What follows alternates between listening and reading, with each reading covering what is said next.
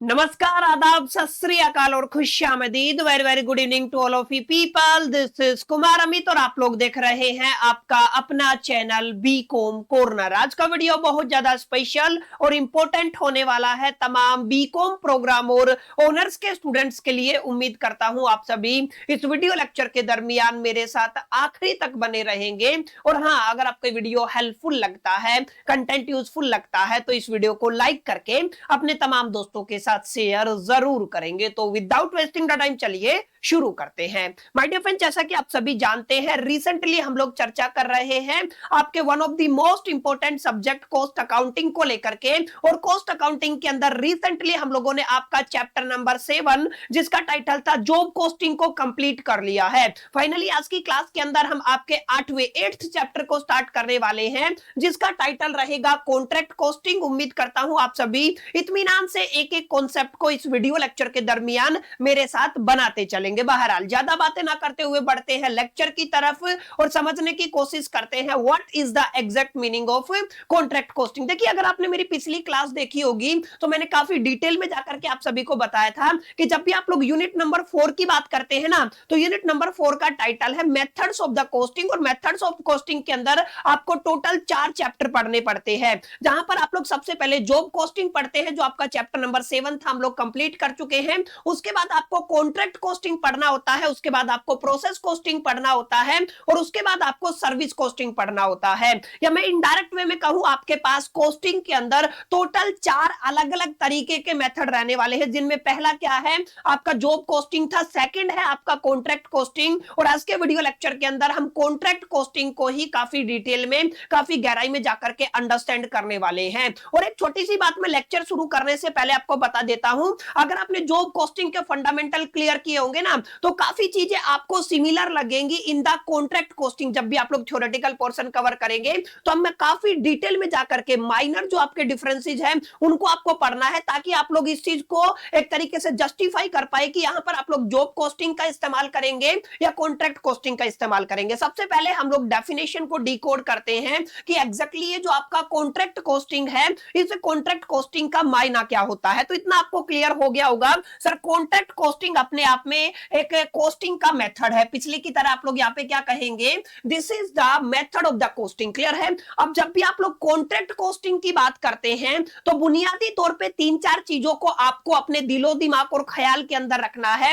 Sir, जब भी आप लोग लार्ज स्केल पे प्रोडक्शन की बात करेंगे या जब भी आप लोग लार्ज स्केल पे प्रोडक्शन की बात करेंगे, वहां पे आपका क्या काम आने वाला है, आपका कॉन्ट्रैक्ट कॉस्टिंग काम आने वाला है। माने अगर आपका लार्ज प्रोजेक्ट रहने वाला है और आपके प्रोजेक्ट का जो ड्यूरेशन है वो काफी लंबा है, तो उस पर्टिकुलर सिचुएशन के अंदर हम किसका इस्तेमाल करते हैं, कॉन्ट्रैक्ट कॉस्टिंग का इस्तेमाल करते हैं। माने आप लोग कह सकते हैं contract costing is a method of the costing used for the large projects. आप लोग पहला शब्द ध्यान रखिएगा, पहला कीवर्ड क्या है, हम लोग इसका इस्तेमाल कहां पे करते हैं, लार्ज प्रोजेक्ट्स के केस में करते हैं और कॉन्ट्रैक्ट्स के केस में करते हैं that take long time to complete. मैंने बताया ना, जो क्या करते हैं, लंबा समय लेते हैं किसके केस में, कंप्लीट होने के केस में। अब ध्यान रखिएगा, मोटा मोटा अगर आप लोग यहाँ पे देखेंगे तो सबसे पहले हम लोग क्या कह सकते हैं, सर ऐसा मेथड ऑफ कॉस्टिंग है जिसको आप लोग इंप्लीमेंट कर सकते हैं जहां पर भी आपको क्या दिखेगा माय डियर फ्रेंड्स, आपको लार्ज कॉन्ट्रैक्ट देखने को मिलेगा। क्लियर है, लार्ज स्केल के कॉन्ट्रैक्ट देखने को मिलेंगे।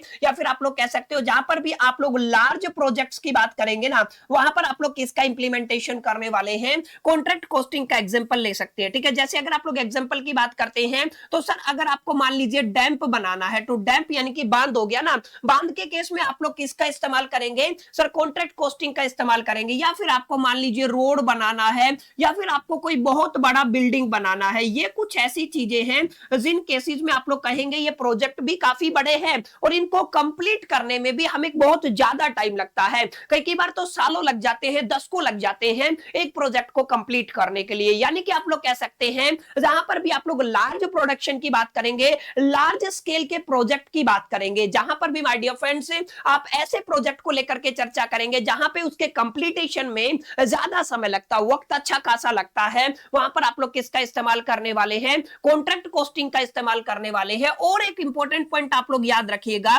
यहां पे अगर आप लोग देखेंगे ना तो यहां पे ऑन साइट वर्क होता है। आप लोग क्या कहेंगे, यहां पे क्या होता है, आपका ऑन साइट वर्क होता है। तो जब भी आपका ऑन साइट वर्क होता है ना, तो यहाँ पे इसका मतलब क्या है, आपको उस जगह पे जाके काम कंप्लीट करना पड़ेगा, ना कि आप लोगों के पास जो वेयर हाउस है या जो आपका वर्कशॉप प्लेस है वहां पर आप लोग काम नहीं कर सकते हैं अमूमन जब भी आप लोग किसकी बात करेंगे, कॉन्ट्रैक्ट कॉस्टिंग की बात करेंगे। क्लियर है? तो आपके पास क्या रहेगा सर, आप लोग कह सकते हैं आपको कहां पे जाना पड़ेगा, ऑन साइट वर्क यहां पे आपको देखने को मिलता है। क्लियर है? तो ये कुछ बुनियादी बातें हैं जिनको आपको अपने दिलो दिमाग और ख्याल के अंदर रखना है। और एक इंपॉर्टेंट बात मैं आपको बता देता हूं, यहां पर हर एक कॉन्ट्रैक्ट को ध्यान से समझिएगा, हर एक कॉन्ट्रैक्ट को हम लोग एक सेपरेट कॉस्ट यूनिट की तरह ट्रीट करने वाले हैं। जॉब कॉस्टिंग के अंदर हमने हर एक जॉब को सेपरेट कॉस्ट यूनिट की तरह ट्रीट किया था, इसी तरीके से इसी का माफिक आप लोग कहेंगे कॉन्ट्रैक्ट को सेपरेट कॉस्ट यूनिट की तरह हम लोग ट्रीट करने वाले हैं। और याद रखिएगा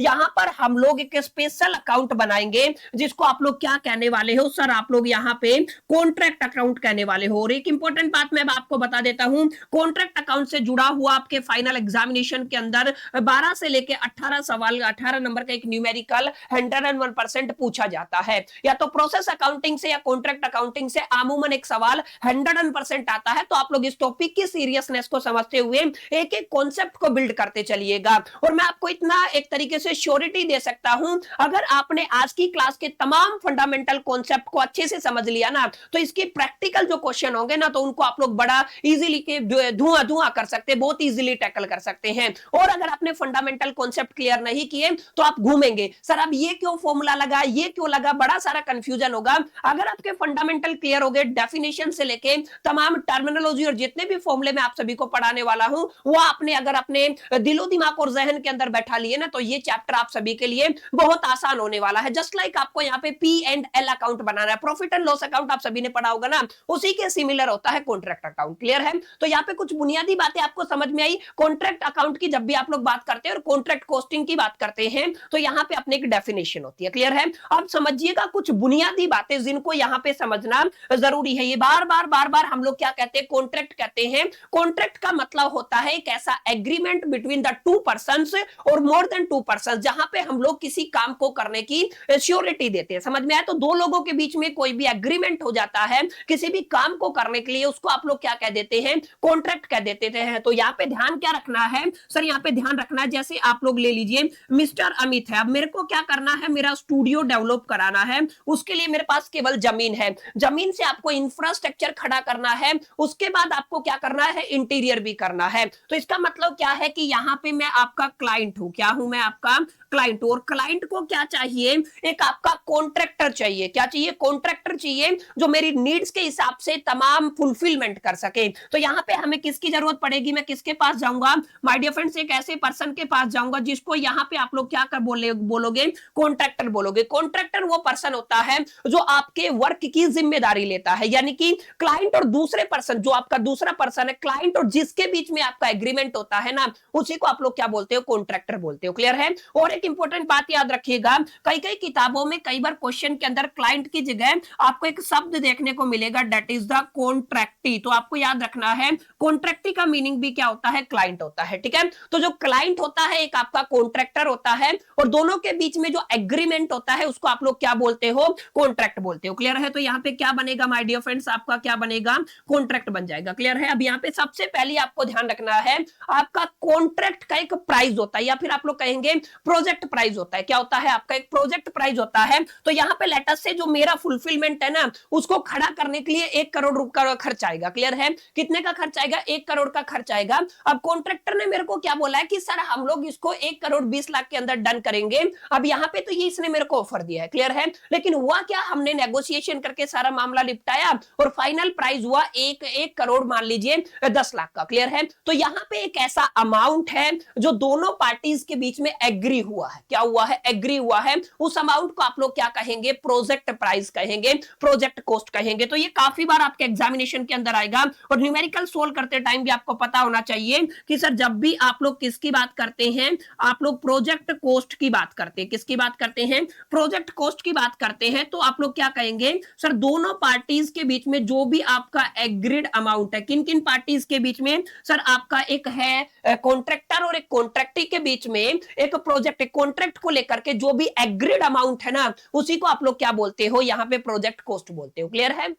तो ये आपको समझना है सर प्रोजेक्ट कॉस्ट क्या होता है। क्लियर है? उम्मीद करता हूं माय डियर फ्रेंड्स यहां तक आपको काफी हद तक क्लैरिटी मिला होगा और आपको समझ में आया होगा ये कॉन्ट्रैक्ट कॉस्टिंग क्या है और ये कॉन्ट्रैक्ट का एग्जैक्टली क्या कुछ मामला यहां पे रहने वाला है। क्लियर? अब हम थोड़ा आगे बढ़ेंगे और थोड़ा डिटेल में जाएंगे। तो यहां पे आपने समझा सर कॉन्ट्रैक्ट या क्लाइंट का मीनिंग क्या होता है, कॉन्ट्रैक्टर का मीनिंग क्या होता है। कॉन्ट्रैक्ट एग्जैक्टली हम लोग किसे कह रहे हैं, एग्रीमेंट को ही आप लोग क्या कहते हो सर, आप लोग यहाँ पे कॉन्ट्रैक्ट कहते हो। क्लियर है? ये आपको याद रखना है। और जो प्रोजेक्ट कॉस्ट है उसका क्या मीनिंग होता है। क्लियर है? अब जब आप लोग वर्क यहाँ पे करवाते हैं, जैसे आपका जो कॉन्ट्रैक्टर है लेटस से मेरे को 10 फ्लोर का एक बिल्डिंग तैयार करवाना, मेरी जो रिक्वायरमेंट है 10 नहीं मैं कह देता हूँ 5 फ्लोर का रिक्वायरमेंट है। क्लियर है? और एक एक्स अमाउंट पे मेरे को साइन किया गया, मैंने कॉन्ट्रैक्ट को साइन कर लिया एक एक्स अमाउंट पे। अब हुआ क्या है, यहां तक मेरा काम कंप्लीट हुआ एक डेट को, फिर यहां तक कंप्लीट हो गया, फिर यहां तक कंप्लीट हो गया और फाइनली मेरा काम कंप्लीट हो गया। तो यहां पे हुआ क्या है कि हमें एक साथ पेमेंट नहीं करना होता है,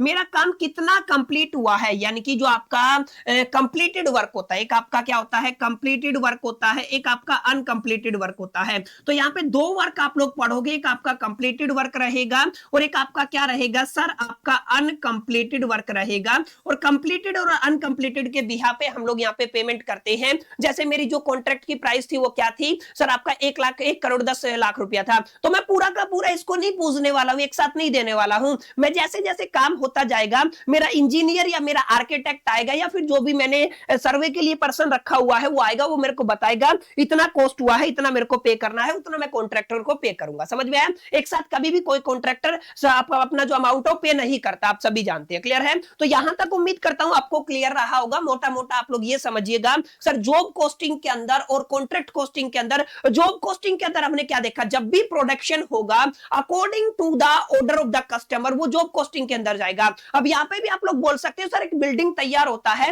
तो वहां पर भी कस्टमर के ऑर्डर के ऊपर ही तो बिल्डिंग तैयार होता है, लेकिन एक फर्क ये याद रखिएगा कि अगर आपका जो ऑर्डर है वो बहुत बड़ा है, लार्ज स्केल पे है, तो वहां पे जॉब कॉस्टिंग नहीं लगेगा, कॉन्ट्रैक्ट कॉस्टिंग लगने वाला है। अगर आपका काम ऑन साइट है, आप किसकी बात करें, ऑन साइट, तो वहां पे आपका कॉन्ट्रैक्ट कॉस्टिंग होगा। और अगर आप लोग यहाँ पे एक फर्क ये भी ले सकते हैं सर, ऑन साइट वर्क हो गया, आपका प्रोजेक्ट कैसा है, बड़ा है, यानी कि लार्ज स्केल का प्रोजेक्ट है, प्रोडक्शन लार्ज स्केल पे है। और एक तीसरा पॉइंट ये भी कह सकते हैं सर, यहाँ पे जो आपका अमाउंट है ना वो भी ज्यादा है, यानी आप लोग क्या कह सकते हैं, अच्छा एक पॉइंट ये भी है कि उसको कंप्लीट करने में लॉन्ग ड्यूरेशन लग रहा है, ज्यादा टाइम लग रहा है। तो आप लोग इन तमाम स्पेसिफिकेशंस के बिहा पे, कैरेक्टरिस्टिक और फीचर्स के बिहा पे आप लोग कॉन्ट्रैक्ट कॉस्टिंग को तवज्जो देंगे as compared to the job costing. समझ में आया? तो जॉब कॉस्टिंग के अंदर इतना कुछ लफड़ा लोचा नहीं होता, लॉन्ग टर्म की तो बात ही नहीं होती जॉब कॉस्टिंग के अंदर, ऑन साइट की तो बात ही नहीं होती है, और याद रखिएगा लार्ज स्केल की तो बात ही नहीं होती है। क्लियर है? अगर ये कुछ ऐसे शब्द आपको दिखते हैं,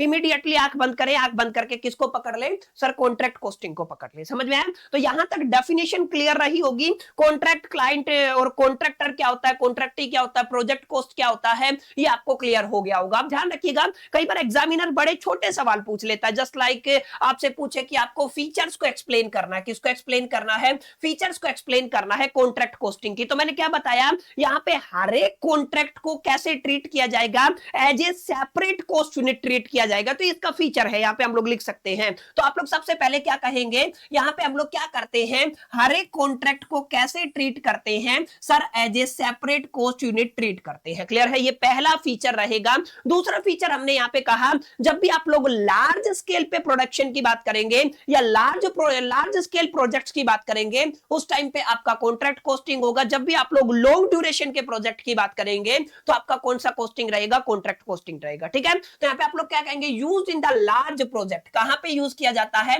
लार्ज प्रोजेक्ट के अंदर यूज किया जाता है। अमूमन जो क्या करते हैं, ज्यादा समय लेते हैं कंप्लीट होने के लिए। क्लियर है? वहां पे आप लोग किसका इस्तेमाल करते हैं, कॉन्ट्रैक्ट कॉस्टिंग का इस्तेमाल करते हैं। एक और पॉइंट आपको याद रखना है कि यहां पर वर्क इज यूजुअली डन, ध्यान दीजिएगा, work is usually performed at the contract site. याद रखिएगा, यहां पे क्या होता है, कॉन्ट्रैक्ट साइट के ऊपर काम होता है। मैंने बताया ना, जॉब कॉस्टिंग के अंदर कहां पे होता है, रेदर देन फैक्ट्री। फैक्ट्री या वर्क प्लेस के अंदर नहीं होता है, आपको ऑन साइट वर्क देखने को मिलता है किसके अंदर, कॉन्ट्रैक्ट कॉस्टिंग के अंदर। और याद रखिएगा, यहां पर डायरेक्ट मटेरियल आप लोग कहेंगे, जितनी भी आपकी डायरेक्ट कॉस्ट है, काफी इंपॉर्टेंट पॉइंट है, याद रखिएगा आप लोग, यहां पे ज्यादा इन्वॉल्वमेंट किसका होता है सर, डायरेक्ट कॉस्ट का ज्यादा इन्वॉल्वमेंट होता है, और इनको बहुत प्यार से इजीली ट्रेस किया जा सकता है। यानी आप लोग क्या कहेंगे, direct cost are easily identified identifiable with a specific contract. Clear है? एक इंपॉर्टेंट बात और याद रखिएगा, payment are often made in stage based on the work completed. मैंने बताया ना, आपकी जो पेमेंट है किस बेस पे होगी, सर कितना काम कंप्लीट हुआ है। मैंने पीछे आपको बताया था बिल्डिंग बना करके, आपका कंप्लीटेड वर्क के बिहा पे, कंप्लीटेड और अनकंप्लीटेड वर्क के बिहा पे हम लोग यहाँ पे पेमेंट करते हैं। और यहाँ पे जो कंप्लीटेड वर्क के बिहा पे पेमेंट करते हैं, इसको आप लोग किस नाम से जानते हैं? सर प्रोग्रेस पेमेंट के नाम से जानते हैं। और हमें बनाना क्या है सर? कॉन्ट्रैक्ट अकाउंट बनाना है इसके लिए, ताकि हम लोग यहाँ पे तमाम कोड्स एंड जो आपका प्रॉफिट है उसको क्या कर पाए? रिकॉर्ड कर पाए। और मैंने बताया था it's close to similar just like आप लोग क्या कहेंगे? P&L अकाउंट, जो आपने प्रॉफिट एंड लॉस अकाउंट बनाया है ना, उसी की तरह है। अब उससे पहले आपको तमाम थ्योरेटिकल और फंडामेंटल कॉन्सेप्ट बनाने पड़ेंगे। दैट्स व्हाई यहां पर प्रैक्टिकल जो रहेगा हम लोग नेक्स्ट क्लास के अंदर काफी डिटेल में जाकर के डिस्कस करेंगे, ताकि आपको कंफ्यूजन ना हो। आज की क्लास में पूरा एनर्जी लगा दीजिए और कॉन्ट्रैक्ट से जुड़े हुए एक एक टर्मिनोलॉजी को अंडरस्टैंड कीजिए। शब्द देखते ही आपको आइडेंटिफाई कर लेना है यार यहाँ पे एग्जैक्टली मामला क्या रहने वाला है, कहां से किस अप्रोच के साथ हमें क्वेश्चन की शुरुआत करनी है। समझ में आया? तो यहाँ पे अभी तक दो टॉपिक मैं आप सभी के साथ चर्चा कर चुका हूं। पहला टॉपिक था सर कॉन्ट्रैक्ट, अगर कॉस्टिंग की बात करते हैं तो इसका मीनिंग क्या होता है, यही पे मैंने आपको बता दिया।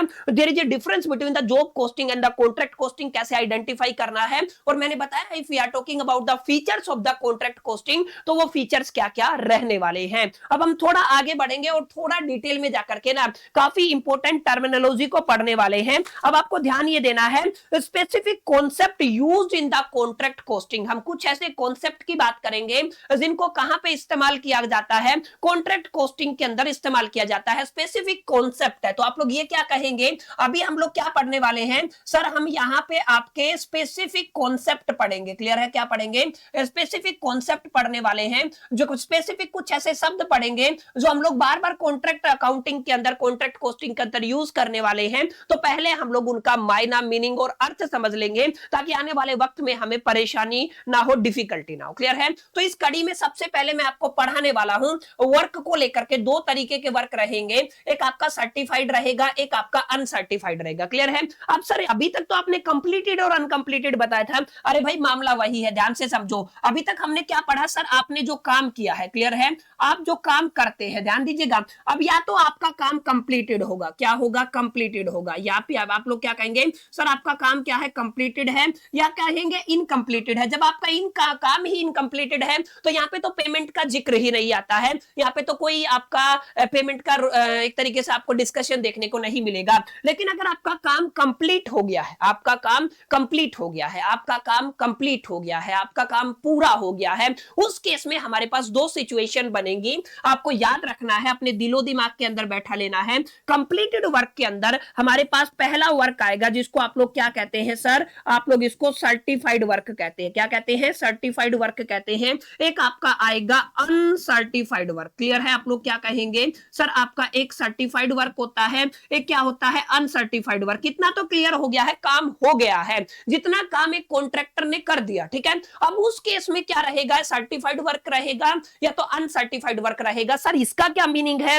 अब इसको समझिएगा। ठीक है? अब जैसे मैंने अपना इस बिल्डिंग को तैयार करवाया, I am a normal person, I don't know what is the exact price of work is done. जो मेरा काम हुआ है उसका एग्जैक्ट प्राइस कितना है, अब उसको तो बताने वाला मेरे को प्रोफेशनल बंदा चाहिए। अब एक काम को देख करके कौन बताएगा कि इसने लमसम इतने रुपए का काम किया है? तो या तो कोई ना कोई आर्किटेक्ट होगा, या तो कोई ना कोई आपके पास इंजीनियर होगा, या तो कोई ना कोई सर्वेयर होगा, जो भी आपको सर्वे के लिए आपने बंदा रखा हुआ है। ठीक है? ये तीनों पर्सनैलिटी में से कोई ना कोई पर्सन होगा जो आपकी साइट को विजिट करेगा और देखेगा, अच्छा ये फ्लोर बनाया है, इतना अपना कैलकुलेशन किया, बोला इसने इतना, ये जो कॉस्ट है ना, ये जो आपका काम हुआ है इसका इतना पैसा बनता है। माने ये जो वर्क है इसको सर्टिफाई किया एक पर्सन ने, उसको क्या बोलोगे आप लोग?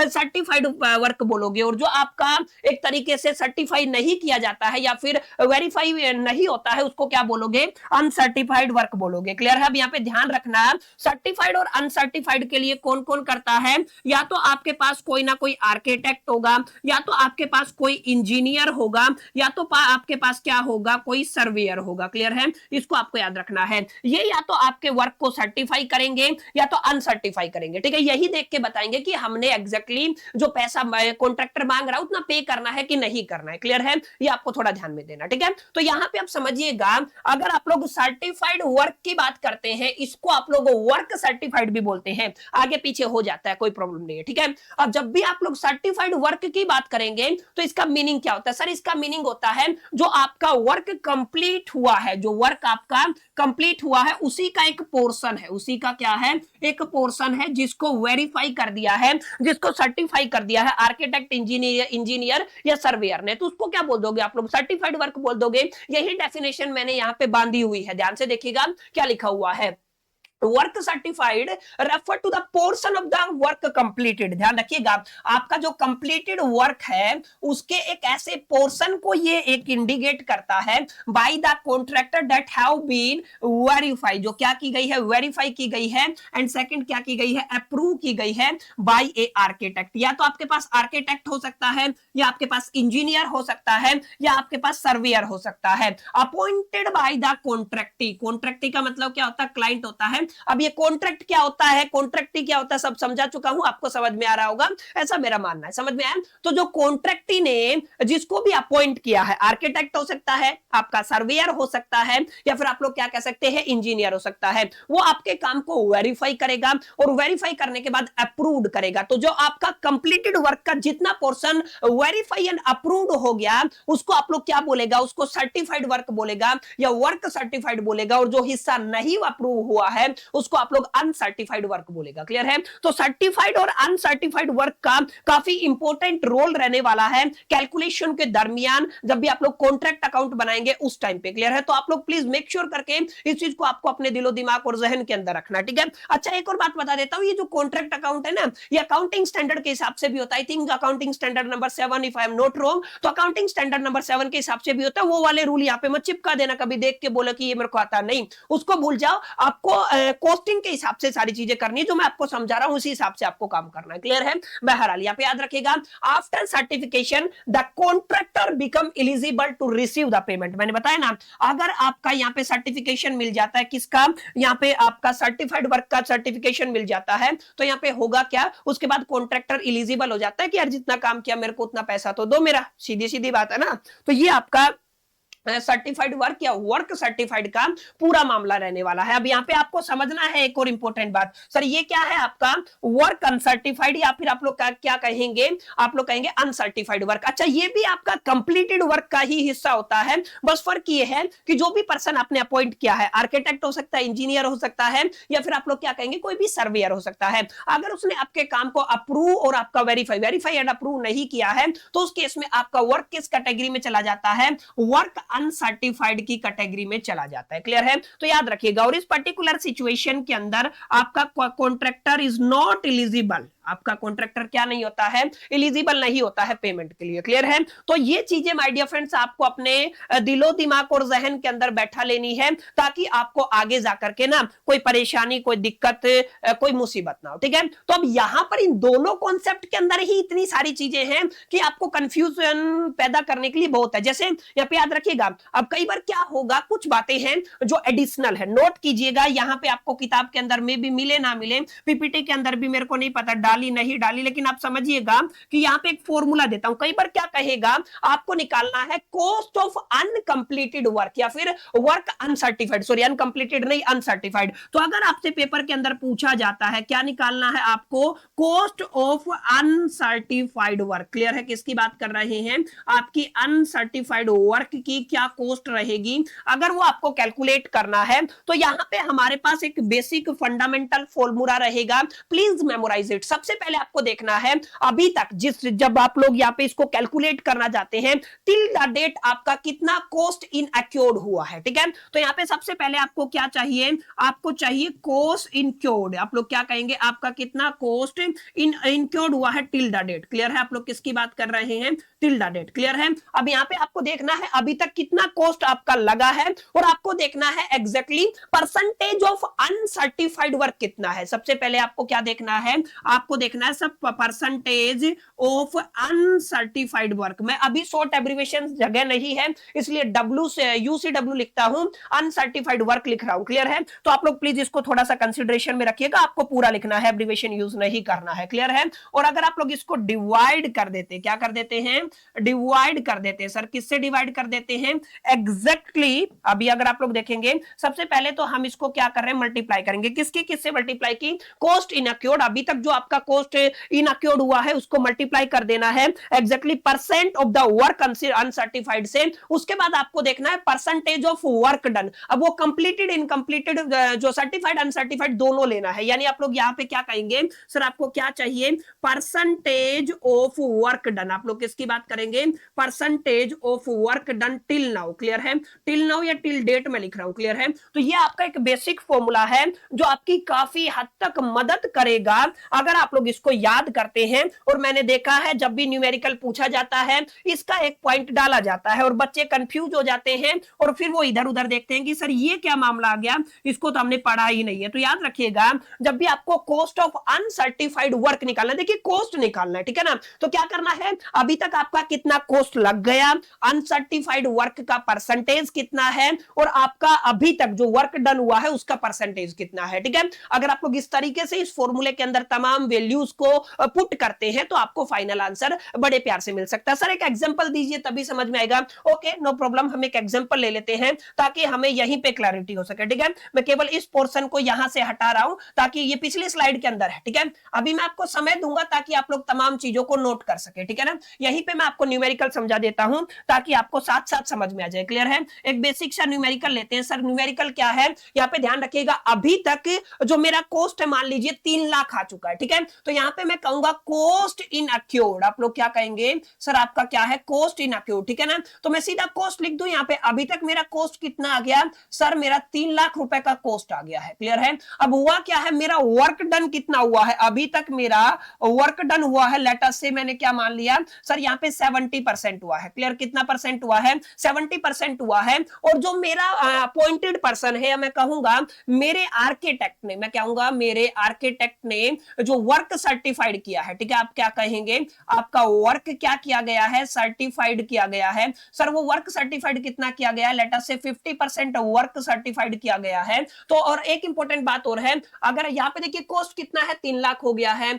आपका वर्क डन कितना है, 70% है, और आपका वर्क सर्टिफाइड कितना हो गया, 50% हो गया है। आपको निकालना है sir cost of uncertified work. Clear है? तो आप लोग क्या कहेंगे, यहाँ पे आपको क्या निकालना है, अनसर्टिफाइड वर्क का क्या कॉस्ट रहेगा। क्लियर है? तो ये आपको निकालना। अब यहाँ पे ध्यान दीजिएगा एग्जैक्टली दिया क्या गया है, सर अभी तक कितना कॉस्ट लगा, सर आपका 3 लाख कॉस्ट लगा है, टोटल काम कितना हुआ है, 70% हुआ है। इसको पकड़ के चलना, 70% के अंदर आर्किटेक्ट ने आपका सर्टिफाई कितना कर दिया है, 50% कर दिया है। तो कहना इससे कि मैं यहाँ पे सिंपल एक शब्द लिख सकता हूं, अगर आप लोग अनसर्टिफाइड वर्क की बात करते हैं, किसकी बात करते हैं, अनसर्टिफाइड वर्क की, क्योंकि इसका परसेंटेज हमें चाहिएगा, तो कितना आ जाएगा सर, 70 में से 50 सर्टिफाई हो गया है, तो कितना बचा सर, 20% बचा। क्लियर है? और अगर आप लोग यहाँ पे कॉस्ट ऑफ अनसर्टिफाइड वर्क निकालना चाहते हैं तो मेरे को कॉस्ट इन अक्योर्ड चाहिए, मेरे को वर्क डन चाहिए और अनसर्टिफाइड वर्क का परसेंटेज चाहिए। जस्ट आपको वैल्यूज पुट करना। ठीक है?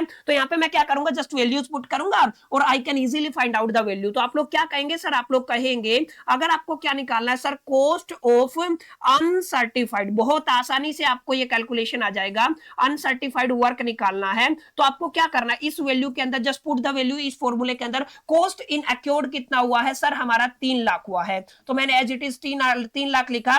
परसेंटेज एज इट इज लिखना है, कितना आपका एक तरीके से जो आपका अनसर्टिफाइड वर्क का परसेंटेज कितना है, परसेंट नहीं आता ना, केवल 20 लिखना है। और आपका कंप्लीटेड वर्क कितना है सर, अभी तक वर्क का परसेंटेज कितना हुआ है, 70 हुआ है। समझ में आया? तो यहाँ पे 3 फैक्टर लेके चलेंगे, कितना कॉस्ट इनअक्योर्ड हुआ है, आपका परसेंटेज ऑफ अनसर्टिफाइड वर्क को डिवाइड किससे कर देना है, अभी तक आपका कितना काम कंप्लीट हुआ है। अब यहाँ पे ध्यान देंगे तो जस्ट मेरे को कैलकुलेटर ओपन करना है, आप लोग को भी कैलकुलेटर ओपन करना है, जस्ट वैल्यूज को निकाल लेना। मेरे पास कितना है सर, आपका 3 लाख है, मल्टीप्लाई कितने से करना है, 20 से, डिवाइड कर देना है 70 से, तो वी गोट 85714.28। ठीक है, तो एग्जैक्ट आंसर कितना आ जाएगा सर, हमारे पास आंसर आ जाएगा 85714। क्लियर है, तो आप लोग क्या कहेंगे, 714 पॉइंट में कितना आ जाएगा आपका 28 आ जाएगा। तो ये आपका क्या हो गया सर, आपका फाइनल आंसर हो गया। क्लियर है, मेक श्योर करके इस कैलकुलेशन को भी आप लोग एक बार क्रॉस वेरीफाई कीजिएगा और ध्यान दीजिएगा तमाम तरीके की कैलकुलेशन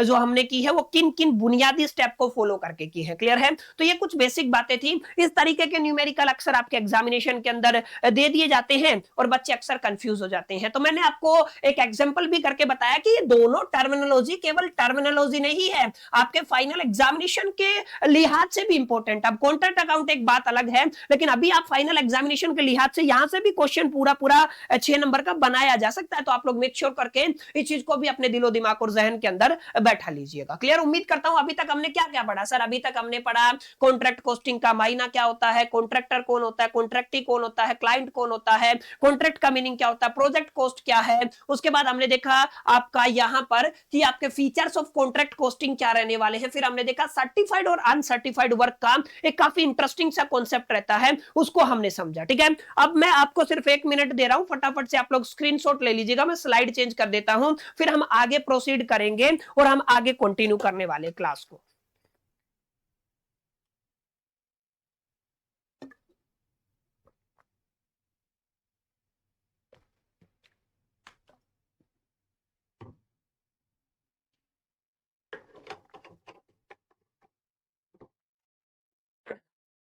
ओके, यहां तक आपने स्क्रीनशॉट ले लिया होगा।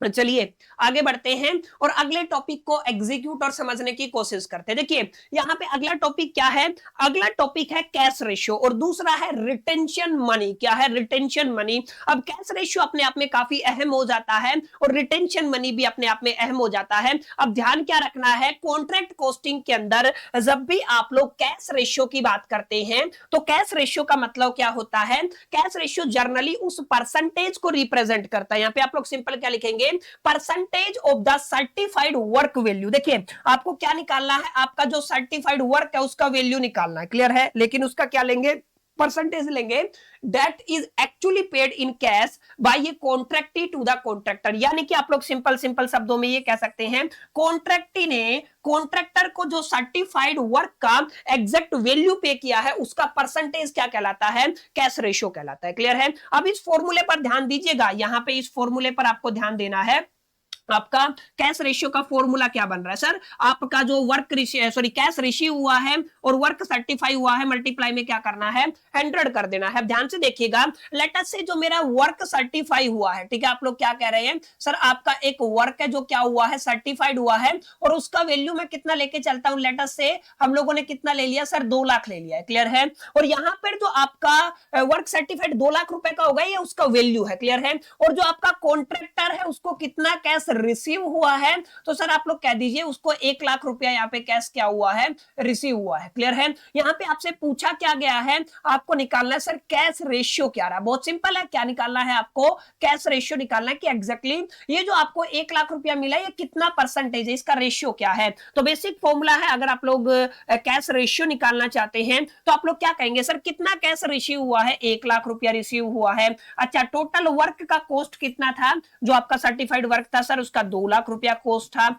ओके सर, मल्टीप्लाई में कितने से करना है सर, 100 से करना है। अगर आप लोग देखेंगे तमाम जीरोस क्या हो जाएंगे, कैंसिल, और अगर आप लोग 100 को 2 से डिवाइड करते हैं तो परसेंटेज कितना आ जाता है सर, आपका 50% आ जाता है। तो कैश रेशियो कितना आ गया, आपका 50% आ गया। क्लियर है, अब कई बार आमूमन केस में क्या होता है, एक कॉन्ट्रैक्टर ने काम कंप्लीट किया, लेट अस से, अभी यहाँ पे काफी अहम जानकारी दे रहा हूं, प्लीज नोट कीजिएगा। ठीक है, लेट अस से ये आपका कॉन्ट्रैक्टर है। क्लियर है, अब यहाँ पे क्या है, आपका कॉन्ट्रैक्टर है, उसने आपका काम कितना कंप्लीट कर दिया है, 70% काम कंप्लीट हो चुका है और कंप्लीट होने के साथ आपका सर्टिफाइड भी है। क्लियर है, आपका कितना है, सर्टिफाइड भी है। अब ये जो कॉन्ट्रैक्टर है ये किसके पास जाता है सर, कॉन्ट्रैक्टी के पास जाता है। किसके साथ जाता है, कॉन्ट्रैक्टी के पास। ठीक है ना, याद रखिएगा किसके पास गया, कॉन्ट्रैक्टी के पास, और उसने कहा ये जो 70% का पैसा है ना, आप मेरे को पे कर दीजिए, इतना काम मैंने कंप्लीट किया। आपने जिस पर्सन को बोला, आर्किटेक्ट, इंजीनियर, व्हाटएवर जो भी है, उसने उसको वेरीफाई करके ना अप्रूव भी किया। तो अब आपको क्या करना है, सर्टिफाइड जो अमाउंट है उसका 70% पैसा मेरे को देना है। क्लियर है? अब लेट अस एक रैंडम अमाउंट ले लेता हूं, 70% मान लीजिए आपका कितना बन रहा है, 5 लाख रुपया बन रहा है एक प्रोजेक्ट का। क्लियर है? 70% का कितना अमाउंट है, 5 लाख रुपया। क्लियर है? अब कितने केस आपने ऐसे देखे हैं कि आपका काम कंप्लीट हुआ है, हालांकि पूरा काम 100% कंप्लीट नहीं हुआ है, 3 माला बन चुका है, 2 और बनेगा, या मैं कहूंगा 1 माला और बनेगा, 3 बन चुका है। ठीक है? उस पर्टिकुलर सिचुएशन के अंदर कितने ऐसे कॉन्ट्रैक्टी हैं जो आपको ये 70 का 70% पैसा कॉन्ट्रैक्टर को दे देंगे? मेरे को नहीं लगता कोई भी ऐसा करेगा। क्यों? उसके पीछे रीजन है। अब जो आपका कॉन्ट्रैक्टी, उसने बोला 5 लाख तो नहीं, मैं तेरे को 4 लाख रुपया देता हूं, 1 लाख रुपया मैं अपने पास रखता हूं, उसने होल्ड बैक किया। याद रखिएगा, उसने कितना पैसा कॉन्ट्रैक्टी को पे किया है? सर यहां पे आपका 4 लाख पे किया गया है, तो यहां पर जो आपका 1 लाख का अमाउंट बच गया, जो किसने होल्ड बैक कर लिया, याद रखिएगा, ये क्या किया गया है सर, होल्ड बैक किया गया है बाय द कॉन्ट्रैक्टी। किसने किया है? होल्ड बैक किया है कॉन्ट्रैक्टी ने। This amount is known as retention money. My dear friends, इसको क्या बोला जाता है? इसको रिटेंशन मनी बोला जाता है। क्लियर है? अब ये कई बार पेपर में मैंने सवाल देखा थ्योरेटिकल क्वेश्चन के अंदर, सर रिटेंशन मनी किया क्यों जाता है? जब उसने काम 70% किया, आपका जो भी पर्सन था जो आपने अपॉइंट किया था, उसने आपके काम को वेरीफाई करके अप्रूव भी कर दिया, तो अब उसका हक बनता है 70% का। लेकिन ध्यान रखिएगा, काम अभी बाकी है। अगर हमने 70% पैसा उसको दे दिया जितना उसका बनता है, और उसको कोई और प्रोजेक्ट, ज्यादा प्रॉफिटेबल प्रोजेक्ट मिल गया, या उसको दिखा कि आगे 30% काम में प्रॉफिट नहीं है, तो वो हमारा काम छोड़ सकता है। अब अगर उसका पैसा हमने रिटेन किया है, होल्ड बैक किया है, तो वो काम नहीं छोड़ेगा। रीजन नंबर 1 समझ में आया? तो पहला रीजन क्या है कि वो छोड़ के ना जाए, काम पूरा कंप्लीट करे। अब आपको पता चला जो 70% काम किया है ना, वहां पे आपको एक तरीके से डिफेक्टिव काम दिखा है, यानी कि काफी सारी चीजें गड़बड़ है।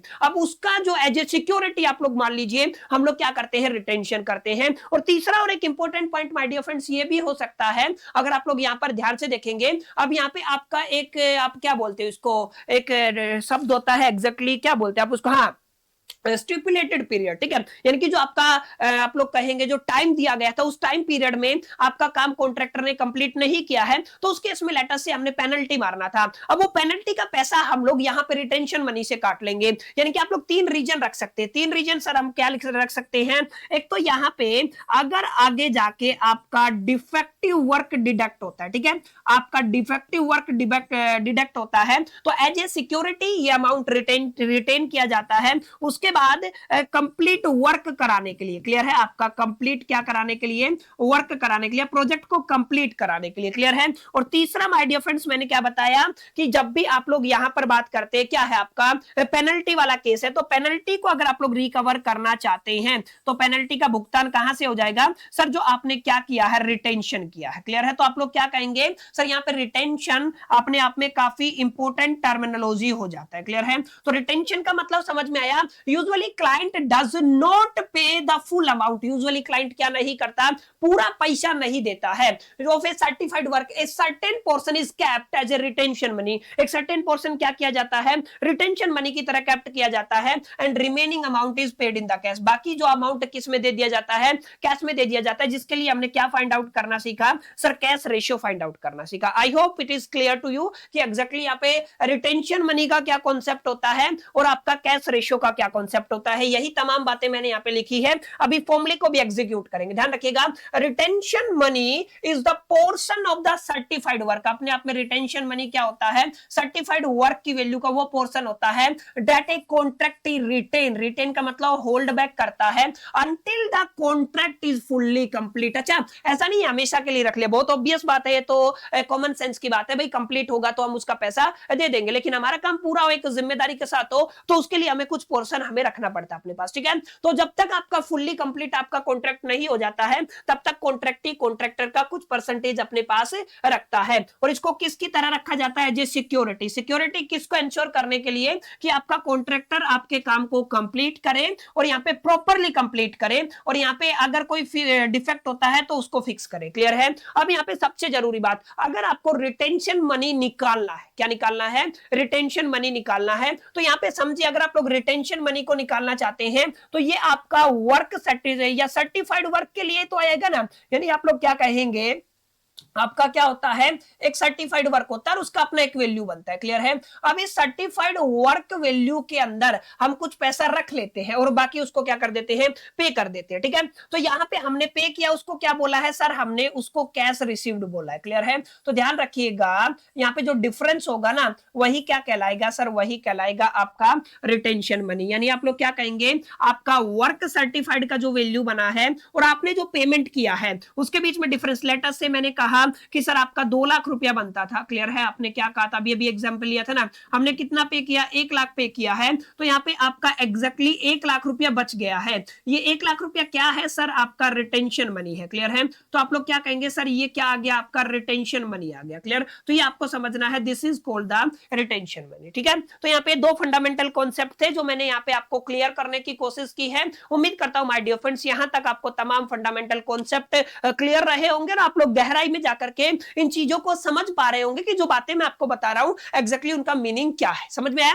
तो यहां तक अगर आपको क्लियर हो गया है तो अब हम थोड़ा और आगे बढ़ेंगे। अब यहां पे हम 2 तरीके के प्रॉफिट को डिस्कस करने वाले हैं, एक को आप लोग नोटेशनल प्रॉफिट बोलते हैं, एक को आप लोग एस्टिमेटेड प्रॉफिट बोलते हैं। क्लियर है, एक क्या रहेगा आपका नोटेशनल प्रॉफिट रहेगा माय डियर फ्रेंड्स, एक आपका क्या रहेगा, एस्टिमेटेड प्रॉफिट रहेगा। अब आप समझिएगा सर ये नोटेशनल प्रॉफिट कौन सी बीमारी है। अगर आप लोग नोटेशनल प्रॉफिट की बात करते हैं तो नोटेशनल प्रॉफिट का मतलब होता है सर जो आपने, आपका जो वर्क सर्टिफाइड हुआ है उसका एक वैल्यू है और जो सर आपका कॉस्ट है अनसर्टिफाइड वर्क का। ठीक है, दोनों को ऐड करके आपको सम कर लेना है और उसके अंदर से cost of work to the date minus कर देना है तो आपको नोटेशनल प्रॉफिट आ जाएगा। यानी आप लोग ये कह सकते हैं कि it is the difference between the value, याद रखिएगा ये क्या है, डिफरेंस है between the value of certified, याद रखिएगा वैल्यू ऑफ वर्क सर्टिफाइड